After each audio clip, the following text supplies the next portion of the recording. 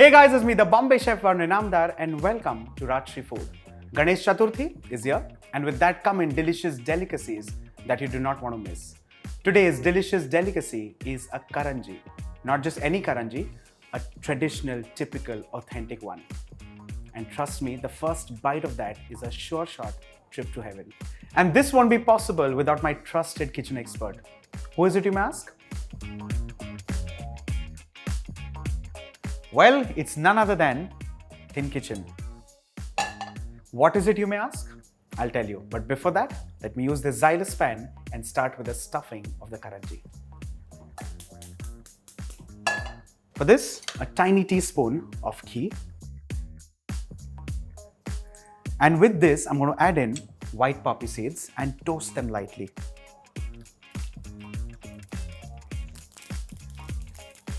The next that goes in is grated coconut or scraped coconut.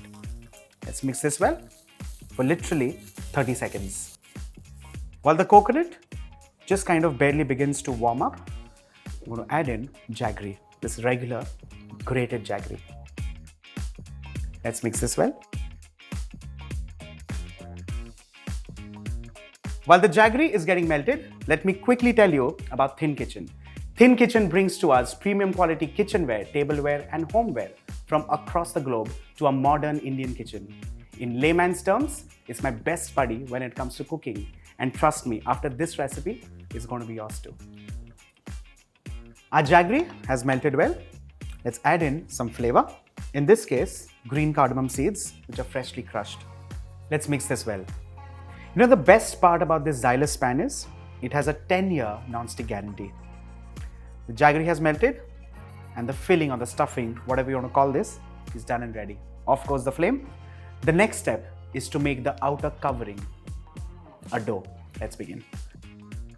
For this, I'm going to use Joseph mixing bowl. First thing that goes in is refined flour. The next thing that goes in is semolina, and this adds in to that short crusty or flakiness of the Karanji. Let me add in melted ghee. And along with this, a generous pinch of table salt. Let's mix this well. The whole idea of mixing this together is to ensure that this mix now starts looking or resembling breadcrumbs. Finally, when you press this in your fist like so, here's a kitchen tip for you. Your Karanji becomes nice and flaky. Remember this. Now, talking about tips, here's a pro tip that I got several years back. The quality of your cookware actually defines the taste and quality of your food. And that's one of the major reasons why I turn to thinKitchen. Once this texture is achieved, time to add in water. Do not get extremely adventurous while adding water, because at this stage, you need a nice and stiff dough. Our dough is done and ready. Now allow this to rest for precisely 2 minutes. Let me clear this and get you some prepware. Now, before I get too engrossed in showing you the shapes of this Karanji, let me quickly add. thinKitchen not only offers aesthetic and functional cookware, it also offers a range of dineware, serveware, prepware, glassware and kids products. The website thinKitchen.in is a paradise for food enthusiasts like you and me. Let me quickly show you the shaping of a Karanji. Let's quickly re-knead the dough and divide this into lemon-sized balls.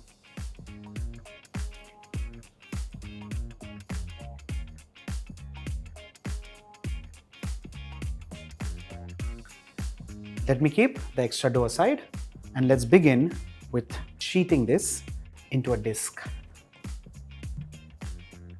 Don't really bother about the shape of the disc because eventually it's going to get cut.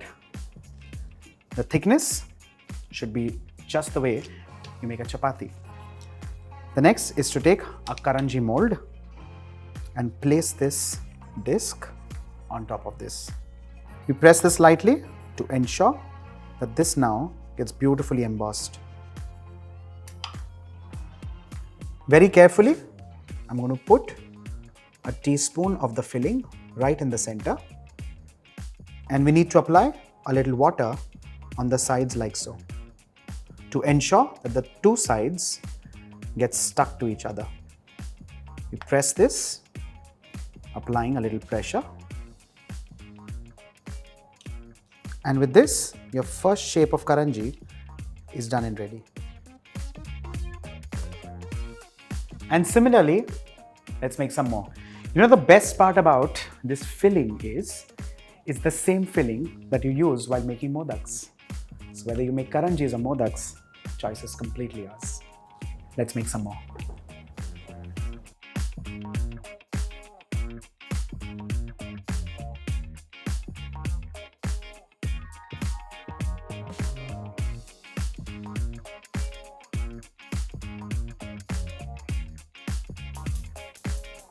While making these shapes, let's also keep some oil to heat on medium flame. With this, our Karanji shapes are done and ready. Let's clear this. Let's start frying.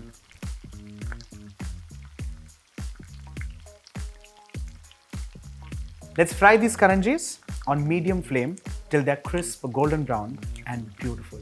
We flip this carefully and ensure that they're fried till they're nice, crisp and golden brown in color. You know, the best part about this pot is I've used it for deep frying, but you can use it in an oven because it's oven friendly and safe up to 180 degrees Celsius. Our Karanjis are fried and ready. Let's transfer these on an absorbent tissue paper so that all the extra oil gets soaked away.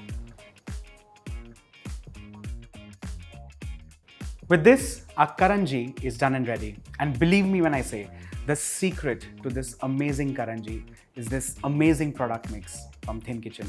I highly recommend you go and explore this beautiful range of international brands under one roof, thinKitchen.in, and introduce yourself to this world-class cooking experience.